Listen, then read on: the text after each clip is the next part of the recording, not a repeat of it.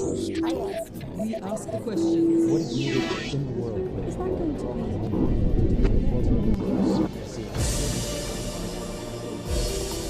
Meet Africa's richest man, Aliko Dangote.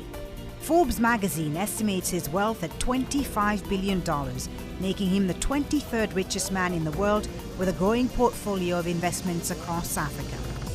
The Nigerian business magnate began with a small trading firm in 1977.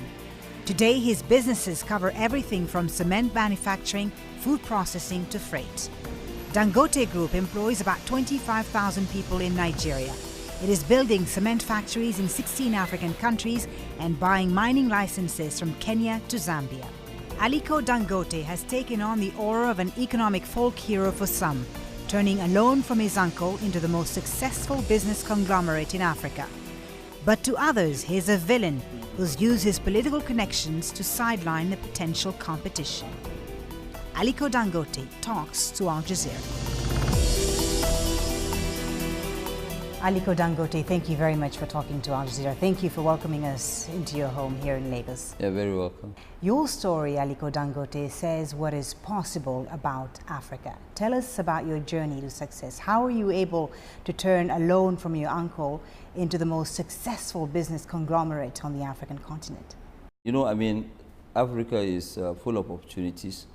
And I think what we did was to actually harness fully the opportunities that, we met on the ground. I mean, we've done quite a lot in various areas. We started first, with trading. After succeeding with trading, now what we did was to go into manufacturing, which is normally a very difficult area, especially from this part of the world because of lack of power. Right. But we've been able to resolve those issues, and we're able to, succeed in most of what we are doing. We are interested in the man, Aliko Dangote. Tell us about your upbringing, because your story is not really of one from rags to riches. You come from a wealthy family in Nigeria. Well, I came from wealthy family. My grandfather was my great-grandfather from my mother's side was actually very, very wealthy, Alassane Tata. And then his son, also Sanusi Tata, whom really raised me up because, I lost my dad at the age of 8. And, so after educating me, he gave me a loan of which I was grateful, and I paid back in 3 months, because business was so good. And, I was able to establish myself from the trading to, manufacturing, and now to a lot of daring things, like refinery, the agricultural process that we're doing, and also the, fertilizer. Right. As you say, your business spans a lot of different sectors: cement, flour, salt. Yes. Let me just ask you this: why commodities in a country like Nigeria, where oil is king? Why not get into the oil business right away? Well, you see, at first, really, what we thought of doing as a company, we said that, look, let us work very, very hard and get there first. Because if we had followed that trend of dealing in oil, would have actually tainted our name, that name, because, yes, the household name, because people will always think that, look, you have made this much money because you did a lot of unethical deals in oil industry, because you know the story of the oil industry. So we actually kept out of oil at all and just concentrated on food items. As you mentioned, you're going up the food chain now, getting into energy, and in particular oil and gas refining. Nigeria has a lot of oil, but not a lot of refined gas, and it has to import most of the motor fuel and fossil fuel. Yeah, more than 90%. Of course, and a lot of people feel that Africa could grow a lot faster with more of its own refinery capacity. So tell us about this project that you've started, and also, how tough is it going to be for you? I mean, it must be very challenging, because you're going to be competing against the European, the Chinese, and the American companies who are all elbowing each other to satisfy Africa's energy needs. What we're going to do now, really, we're going to do 500,000 barrels. It was 400,000, but we'll up it now to 500,000 barrels of oil refining per day. Then petrochemical of polypropylene of 750,000. Metric tons. I know that, yes, it's very, very challenging, but that's what we like. In Dangote Group, we like challenging things, and we like to make sure that we do things where we'll make our country proud and also self-sufficient. So once we do this, Nigeria will never ever import any oil at all. No petroleum products, zero. We'll meet up the full capacity. And we've taken up a land that will allow us to grow 3 times. So we have plans of also further growth. But the challenges, I think, will be able to surmount most of them because, number one, we're a local domesticated refinery. So most of the logistics cost will not be there. And then we don't have to pile up a lot of petroleum products, in stock because the refinery is there, it's working. Obviously, yes, maybe we'll have about 15, 20 days of reserves, but that's it. Let me talk about the foreign investment in this country, in China in particular. China's presence on the African continent is huge. China has ramped up its investments in Africa. Is China's presence, in your opinion, a win-win for Africa, as they put it? I think it is a win-win situation. We happen to deal with a lot of African, Chinese companies, and we've been doing very well as contractors.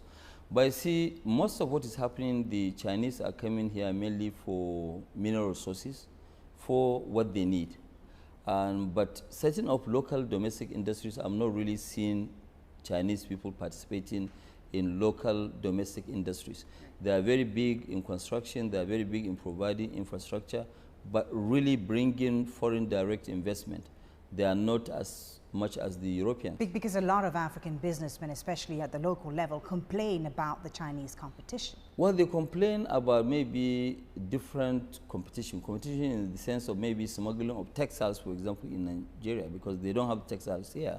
But they are smuggling it in here where they have killed most of our domestic local textile industries. But participating in the real economy, I've not really seen Chinese doing much there. Why do you think Africa can succeed without relying on the foreign investments like the Chinese investment and the European? Africa, can they really do it? Because nobody can do that. You see, what we need to do as Africans, first of all, is to show that confidence that yes, it is possible. It can be done, and then the foreign investors will follow suit. There is nowhere on earth where foreign investors will go and create an economy or make that economy great. No.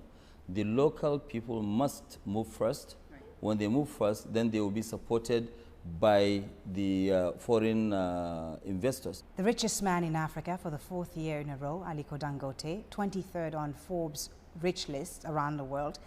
How does it feel being so in a continent which is, for the most part, still afflicted by poverty? Well, it feels a little bit odd, yes, it's true, but then it gives you a lot of thinking and responsibilities. You say, okay, fine, what do I do to impact humanity? And that's why we do quite a lot in terms of our foundation. We spend average of $100 million in Dangote Foundation, which we set up in 1993. And then again, I've just did additional endowment to the foundation, which was $1.25 billion. With that, yes, we do that on the philanthropic side. But then, in terms of creating of jobs, we now have this farm which we have developed. I mean, we're doing almost about 120,000 hectares of rice land, and then we are doing 260,000 hectares of sugar, which we are targeting to do 1.5 million tons of sugar in the next 5 years. This will create 180,000 jobs. So you feel like you're giving back, you're doing enough? Well, we're giving back because we're creating quite a lot of jobs. We're not doing like other Africans where most of the money is in the bank. Right. We don't keep any money in the bank. Whatever we have, we fully invest, and we keep on investing. And that's what we do. Let me ask you something a bit more personal. How do you stay grounded? I mean, you seem like a very simple and humble man. Usually in Africa, when people are rich, they tend to flaunt it. I speak here from experience. How do you stay grounded? Which experience did you? I wasn't rich, unfortunately. But from the different things that I've seen around the continent, even when it comes to the leaders of the African continent. I think, really tell you the truth, my upbringing from my late grandfather really helped me quite a lot. He was a very, very humble person, and sometimes he used to drive himself, and that's what I do now. You know, even on weekends right now, once I finish this interview with you, I won't go out to the driver. I'm going to go alone, and I'm going to drive myself. I mean, I feel safe, and really I don't have any issues, you know, with that. You know, you know, it's always better to be humble. You know, they say that no condition is permanent. So I want to always run my life, whether I have money or I don't have money, I can run it, and it's true. I'm sure your life is more expensive to run than mine. I don't know about that. Well, I'm sure. Nigeria is Africa's #1 oil exporter, as we've said, but also probably the largest importer of petroleum products. A paradox, because really it's a system that's full of corruption. There's no denying it. So you've said, and I've heard you say this in several interviews, that corruption doesn't stop business. What do you mean by that? Well, corruption doesn't stop business. There's no, actually, there's no country without corruption. Even our own in Africa is well pronounced because we have very weak institutions. You know, what you need are very, very big institutions so that when you cross the line, there's somebody that will deal with you squarely. But, you know, be it in America, in Europe, or anywhere, there, I mean, these are countries that also have corruption, not at the same level with what we have because in Africa. But in a country like Nigeria, for instance, sorry to interrupt you, Nigeria is ranked 144 out of 177 on Transparency International list of corrupt countries. Okay, I don't know the number. But it's known to be a notoriously corrupt country. So my question is, your journey to the top in a system that's notoriously corrupt, you must have had to pay some kickbacks and so on. Let me tell you something. We have actually never ever paid anybody any kickback at all. Never. And that never, honestly. But when you look at it also, when people were busy getting what you call waivers to make money here and there, we don't do it. If we really wanted to make money, you know, especially that I've been close to almost every president that has passed through that seat, you know, I would have actually, you know, gone into oil. Yeah, I told you, you know, before that we decided not to go into oil because we don't want to be tainted. You know, so you don't have to pay. It's not everybody. When you say yes, you cannot generalize that, yes, it's a corrupt nation, everybody is corrupt. No, it's not a generalization, but okay, well, the reality is that. It's true, but you know, there are also a lot of people who are busy fighting the corruption. Some are fighting it, some are, you know, trying to expand it, you know, but I think the government is also trying quite a lot to stop, but it's true, it's an issue that has been on for a very long time.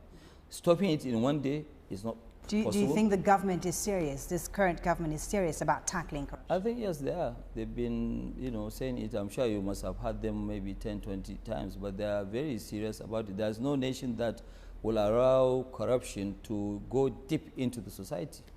You try and stop it, yes, people will fight you, but you have to fight them. As a government, you have all the powers. But that's why I also mentioned we need very strong institutions. Very strong institutions will help Africa a lot. And Africa lacks these strong institutions. Right. You've alluded to this, that you've been very close to the Nigerian government. They've supported your venture.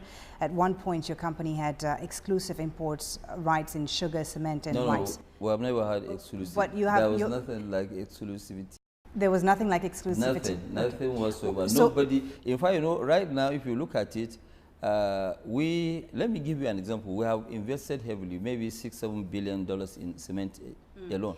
But some people are saying, no, we're not happy because they are too big in the, you know, cement business. And this is what my question is. What do you respond to those who criticize you and say that you've benefited greatly of government favoritism, which has allowed you to collapse all competition and small business in Nigeria and establish yourself as a sole importer or manufacturer? What do you respond to those critics? Well, first of all, there was never any time where we were the sole manufacturers or sole importers or whatever of any item. It has never, ever happened, only maybe during when we took risk. Let me give you an example. There was nothing like sugar industry in Nigeria.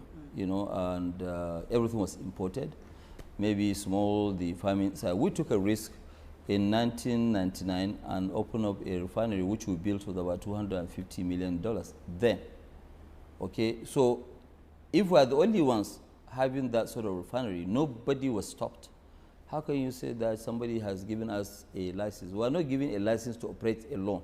Okay, what normally government will roll out, like right now, let me give you an example. Government has rolled out their agricultural policy on self-sufficiency in sugar. Okay, nobody is investing, maybe two of us.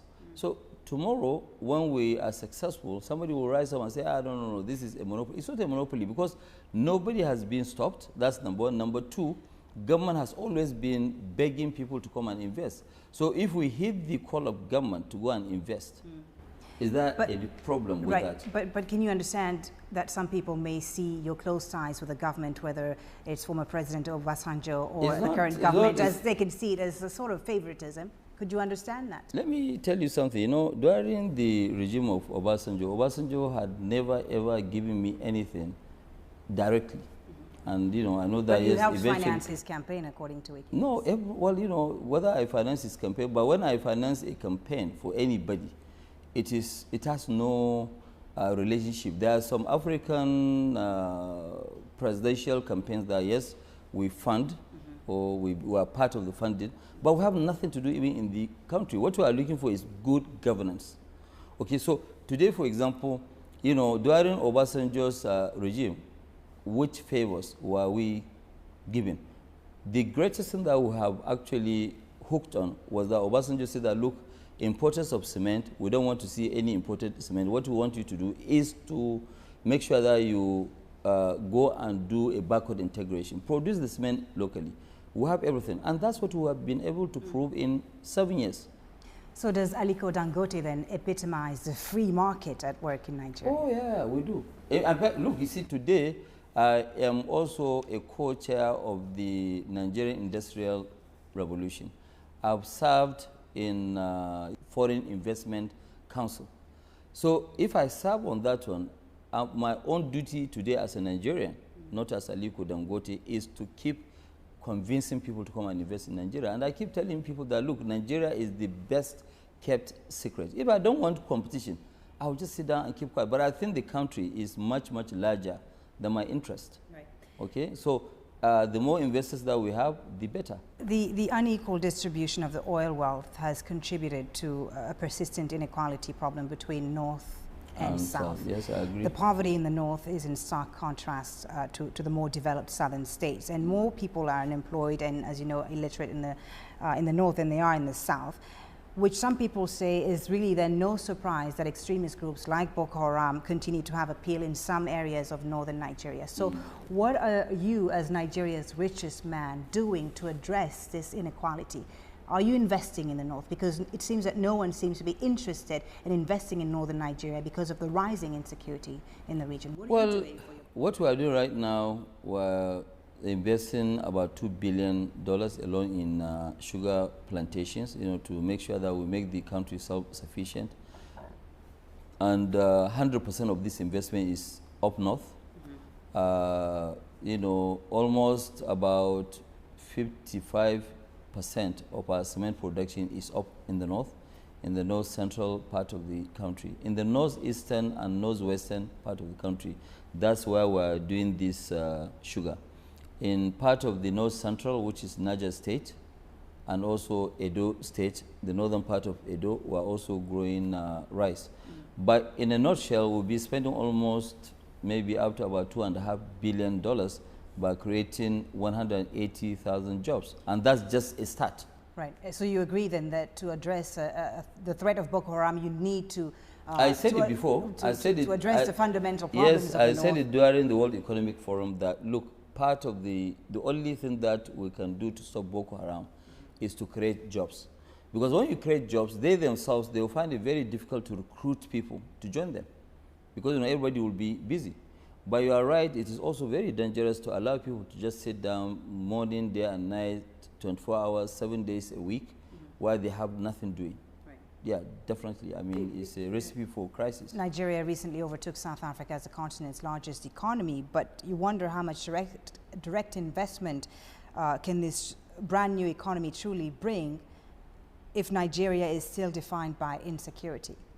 Well, what do the people, the investors that you deal with, the foreigners that you deal with, what do they tell you about this particular issue? Well, you see, it depends on the appetite of the investor But I can assure you the insecurity and all the challenges that we're facing, it's true, we're facing. It's not good for me to tell you here that we're not, because it's a well-known stuff.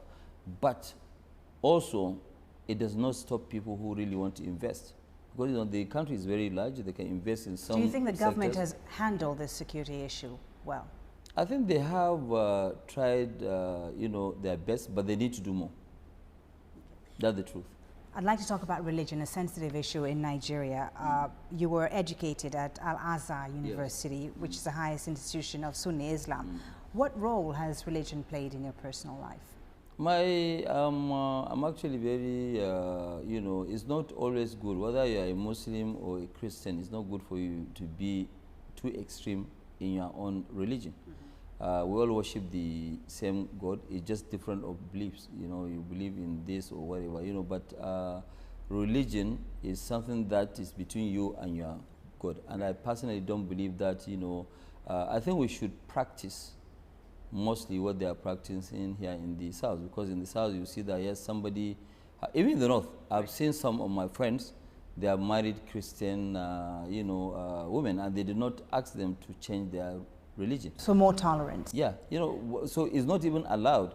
I mean, if you want to now go and marry a Christian, if I'm going to marry a Christian lady now, unless she believes in my religion, I'm not going to force her to change. What do you respond to those who blame religion for the social, economic, and political state of Nigeria today, who say that the lack of separation between state and religion is really the main problem in Nigeria today? Do you agree with that? No, I don't really agree with that.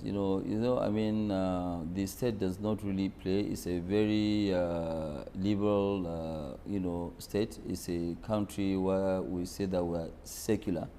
There's actually you not. You say that you're secular, but is it practice? I think it's practiced to a certain extent, but some politicians used to play with religion, which I think is very, very bad and dangerous. It's not good for anybody to use religion as a game. I mean, that is between you and your God. So I think they shouldn't. Really. Some people fear that what Boko Haram is doing right now in northern Nigeria could lead to a breakup of the country along religious and ethnic lines. Do you believe that could happen in the future? Let me also tell you something that maybe which people need to know. Do you know or do you realize that Boko Haram have actually, people that they killed so far, 70% of those people are Muslims. So how do you define, this, so it means that they are not fighting Christians. I think there are just some people who are trying to create issues and problems in Nigeria, hiding under this, Boko Haram issues. I mean, it is a pity, but I'm sure now everybody has woken up, and I'm sure everybody will do his best. It's not only government alone that will do it. Almost every single person in the society will have to rise up against this, madness. Everyone has a role and responsibility. Everybody has a role and responsibility. So as you said yourself, you're from the prominent Dantata family of Kano State, who have a great deal of influence in Nigeria's Muslim community. You have a lot of money, Aliko Dangote. You have strong political connections. So have you ever considered running for office? Have you ever considered leaving business and getting into politics? It's just like clapping. There's no way you can clap with one of your hands. You need another hand. Even when you go into politics, if the economy is not doing well, what are you going to rule? You want to rule people in poverty, right? Which is not right. So I think people who are specialists in politics, we will support the good ones. They will go and run the, the political side of this. My own role is to see how can I develop Nigeria? How can I create jobs? What gives me joy is how many people have actually helped through job creation, through doing so many things, and in future I want to make sure that Nigeria is self-sufficient in rail lines, in power, in a lot of things. So I can do my own contribution. I don't have to become president of Nigeria to change lives. So those who say Aliko Dangote for president, you tell them? No, nothing. I've never heard that word. I'm only hearing it for the first time from you. No, I've read it many times. A lot of people think you can you are telling me, I've never heard it, but no, I mean, to be serious, I don't have any intention of that. Aliko Dangote, thank you so very much for talking to us. Thank you for your time. Thank you.